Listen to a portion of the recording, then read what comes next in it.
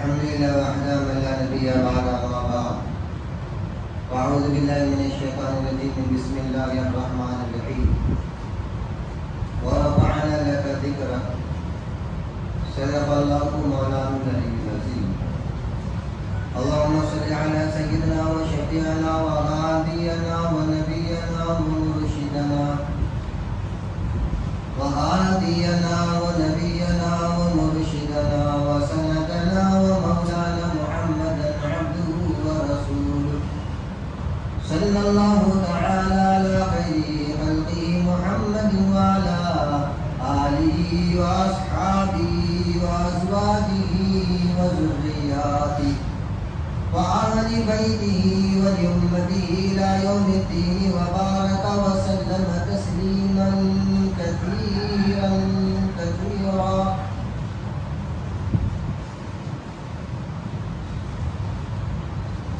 میرے دوستوں ہمیں آپ کو معلوم ہے کہ مہینہ محرم الحرام کا چل رہا ہے.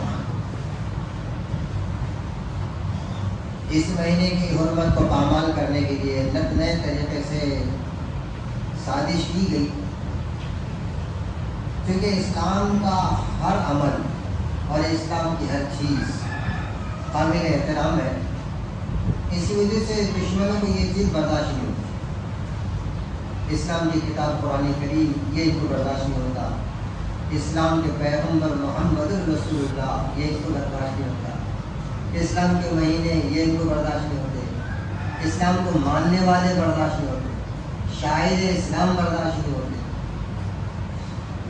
یہ چونکہ اللہ تعالیٰ اس دنیا کے اندر دو سلسلے چلایا، حق اور باطل کا سلسلہ، اور باطل ہمیشہ یہ چاہے گا اسلام سے جتنی چیزیں لگی ہوئی اس کو ختم کیسے کیا جائے.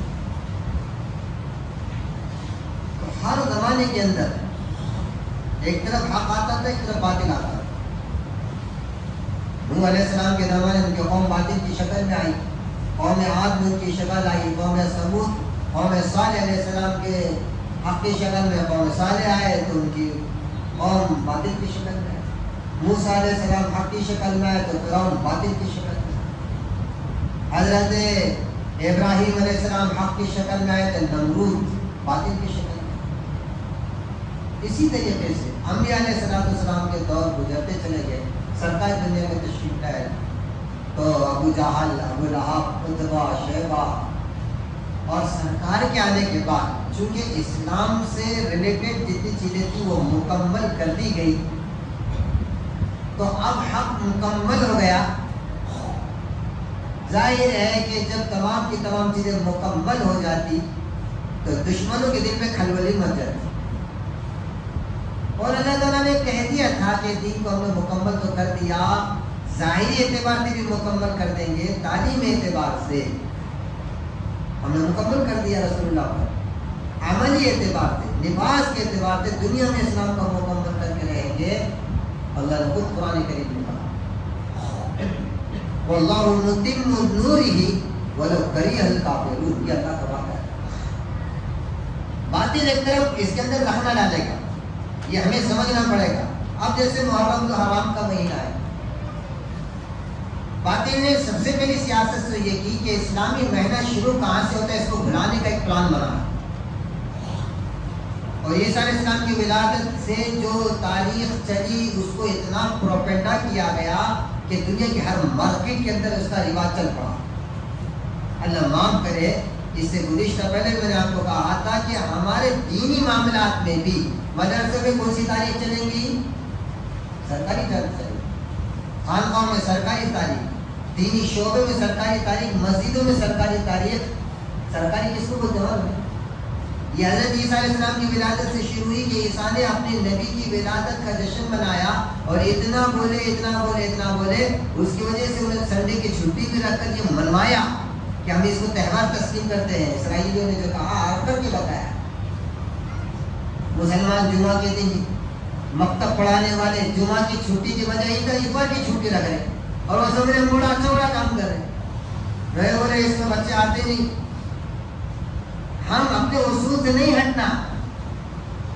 دین اسلام یہ کچا نہیں ہے، یہ پکا مذہب حضرت عمر نے شروع کیا تھا، اس لیے کہ بالمقابل یہودیوں کی تاریخ کو اپنایا ہوا۔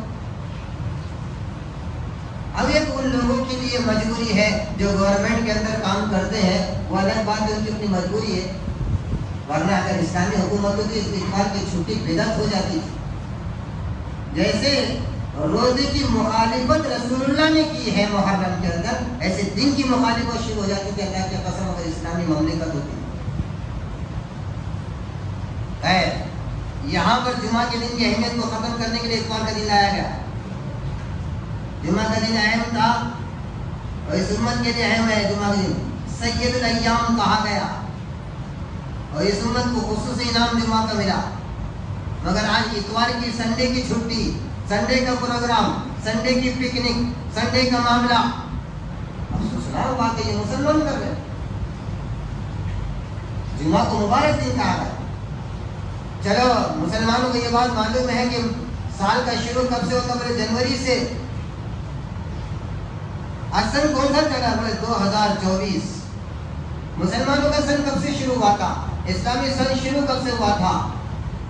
اگر اس کا معلومات نہیں ہے تو کتنی بیکار بات۔ آپ کو معلوم ہے عیسوی تاریخ پر، موٹے انداز میں آپ کو بتا دو، سورج کی تاریخ پر مذہب اسلام کا کوئی کام نہیں۔ روزہ رکھیں گے آپ چاند کی تاریخ پہ، نماز کے معاملات چاند کی تاریخ پہ، حج کے معاملات چاند کی تاریخ پہ، قربانی کے معاملات چاند کی تاریخ پہ، حتیٰ کہ زکوٰۃ کی لین دین کے مسائل چاند کی تاریخ پہ، مگر ہم کو معلوم نہیں۔ چاند کی تاریخ بولے کیا؟ یہ اسلامی تاریخ ہے۔ دن ہمارے پاس شروع ہوتا مغرب کے بعد، عیسائی اور یہودیوں کے بعد دن شروع ہوتا رات کے 12 بجے، نہ ادھر نہ ادھر۔ وہ ادھورے ہیں، ادھوری تاریخ پکڑنے والے۔ ہماری تاریخ مکمل ہے، 24 گھنٹے مغرب پہ جا کر ختم ہو جاتا۔ شروع کب سے ہوا تھا؟ محرم الحرام کے مہینے سے جنوری کو بہت زیادہ اہمیت دے دی گئی۔ دھیرے دھیرے محرم الحرام کیا حرمت پامل ہوتے چلے گی۔ مسلمانوں کو یہ معلوم کہ اسلامی مہینہ محرم کا ہے، اور یہ ہجرت سن جو شروع ہوا اسلامی، وہ ہجرت سے ہوا جب رسول اللہ صلی اللہ علیہ وسلم اللہ کے دین کے خاطر حکم الہی کے تحت اپنے گھر مکہ مکرمہ کو چھوڑ کر تشریف لے گئے۔ وہاں سے اس سن کی ابتدا کی گئی تاکہ ہمیں بتایا جائے گا اور ہمیں سمجھایا جا رہا ذہنی اعتبار سے کہ دیکھو دین اسلام کے لیے جو قربانی دی جاتی ہے وہ کتنی اہم ہے۔ حالانکہ موقع تھے سرکار کی ولادت سے سن شروع کیا جا سکتا تھا، سرکار کی نبوت سے سن شروع کیا جا سکتا تھا، سرکار کی ہجرت سے سن شروع کیوں کیا گیا؟ یہ ہم کو قربانی پر لا کے ڈالنے کے لیے حضرت عمر نے یہ کام کیا تھا۔ بتایا جا رہا تھا دین اسلام کے لیے جب سرکار جیسی شخصیت اپنے گھر جس کے اندر آپ کا خاندان 5000 سال سے رہتا تھا، ابراہیم سے لے کر سرکار تک آپ کا خاندان وہی رہا، صرف دین اسلام اعلان کلمت اللہ کے لیے، رضائے الہی کے لیے آپ مکہ مکرمہ کو چھوڑ کر مدینہ منورہ تشریف جس تاریخ سے دیکھے وہاں سے اسلامی سن شروع ہوا، ہجرت کا سال وہاں سے شمار کیا گیا۔ ہجری سال اس سے کہتے ہیں، مگر آپ معلوم نہیں کتنی ہجری سال ہے؟ اچھا ضرور معلوم ہے۔ یہ ہے خطرناک سیاست اور سازش۔ اچھا محرم الحرام کے مہینے کی حرمت اللہ نے بیان کی، اشہر حرم کہا، یہ 4 مہینے اللہ کے پاس بڑے محترم مہینے ہیں، جس میں محرم کا ایک مہینہ ہے، اور سرکار نے اس کی فضیلتوں کو بیان کی۔ اس میں ایک واقعہ ہوتا ہے کربلا کا واقعہ، جو واقعی دردناک واقعہ ہوتا ہے۔ اب یہاں سے دشمنوں کو ایک موقع مل گیا، دشمنوں نے آگے اس محرم الحرام کی حرمت کا پامال کر دیا، اس کو منحوس مہینہ شمار کر دیا، اس کے اندر اچھے کام نہیں ہوگے یہ شمار کر دیا۔ میں آپ کو بتاؤں سرکار نے اس مہینے میں سب سے پہلی شادی کی حضرت خدیجہ الکبریٰ سے۔ اگر یہ محرم الحرام کا مہینہ منحوس ہوتا تو سرکار اس مہینے میں شادی نہیں کرتے۔ سرکار نے دوسری بیوی کی شادی اسی مہینے میں کی، اسی مہینے میں بڑے بڑے کام ہوئے، بلکہ بعض سیرت کی کتابوں میں اپنی بیٹی فاطمہ کی شادی بھی محرم کے مہینے میں کیا۔ آپ کی 2 بیویوں کا انتقال اسی مہینے میں، بڑے بڑے اکابر علماء اس دنیا سے رخصت ہوئے اسی مہینے کے اندر، اور بڑے بڑے اللہ کے نام کے کام اسی مہینے کے اندر، محرم الحرام کے مہینے میں۔ دارالعلوم دیوبند کی بنیاد محرم کے مہینے میں، مولانا انور شاہ کشمیر رحمۃ اللہ علیہ محرم میں جائے، ایران محرم میں فتح ہوا، قادسیہ محرم میں فتح ہوا، مصر میں اسلامی سلطنت محرم میں ہوئی۔ رسول اللہ صلی اللہ علیہ وسلم جبکہ امام حسین پیدا ہو رہے آپ بتا رہے ہیں کہ امام حسین کے ساتھ یہ سلوک ہوگا، اس کے بعد بھی آپ صلی اللہ علیہ وسلم اس دنیا میں کئی سال باحیات رہے مگر آپ نے محرم میں ماتم نہیں کیا۔ بڑا عجوبہ ہے، قاتل ماتم کرے، قاتل روئے پیٹے، بولتے نا چوری تو چوری سینہ زوری۔ اٹھاؤ شیعوں کی کتاب، شیعوں کی 17 کتابوں کے حوالے سے میں یہ دلیل کے ساتھ ثابت کر سکتا ہوں شیعہ ہی قاتل ہے امام حسین، 17 ان کی کتابوں سے صفحہ نمبر کے ساتھ آپ کو بتا۔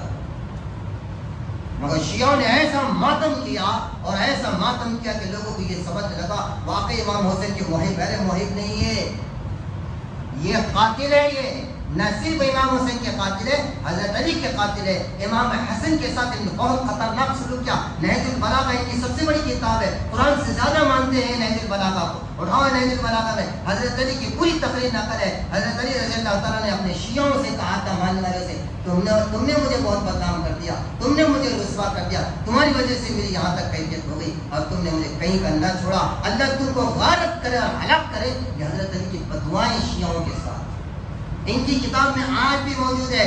ملا باقر مجلسی کی کتاب اٹھا اس حدیث کی، اس کے اندر اٹھا کر دیکھ لو۔ افسوس تو یہ ہے ہم جس چیز کو ایجاد کرتے چلاتے نا، پرمپرا چلی، ارے اس کا کہاں سے ثبوت ہے؟ جڑ پیدا ہے کہ نہیں؟ کھچڑے بنانا ہے کہ نہیں؟ یہ شربت بانٹنا ہے کہ نہیں؟ محرم کو منحوس سمجھنا ہے کہ نہیں؟ مٹکا لانے بجا کے دیکھ رہے مذہب اسلام کو یوں ہی فالو کر لیں گے۔ میں آپ کو بتاؤں سرکار کے 2 سلسلے ہیں، ایک سلسلہ جسمانی خونی سلسلہ جس کو اہل بیت کہتے ہیں، ایک روحانی سلسلہ جس کو صحابہ کرام کہتے ہیں۔ یہ دونوں سلسلے اللہ تعالیٰ کا انتظام ہے سرکار کے مقام کو بلند کرنے کے لیے۔ وَرَفَعْنَا لَكَ ذِكْرَكَ، میرے نبی کی شان سب سے اونچی ہے، وہ کیسے؟ اللہ تعالیٰ نے اس کا انتظام ان دونوں سلسلے سے کیا، خونی سلسلے سے جسے اہل بیت کہتے ہیں اور صحابہ کے سلسلے سے جو روحانی سلسلہ ہے۔ یہ 2 سلسلے بھی چل کر دونوں آپس میں متحد تھے اور ہے اور قیامت تک رہے گی ان کی محبت قرآن حدیث موجود ہے۔ مگر دشمنوں نے دیکھا اگر یہ دونوں متحد رہیں گے تو محمد کا نام چلتا رہے گا اور محمد کے نام کو ختم کیا جائے۔ کیسا ختم کیا جائے؟ مٹا تو نہیں سکتے، نبوت کا مقام گھٹا تو نہیں سکتے، نہ مٹا سکتے، مگر ایک طریقہ ہے اس کو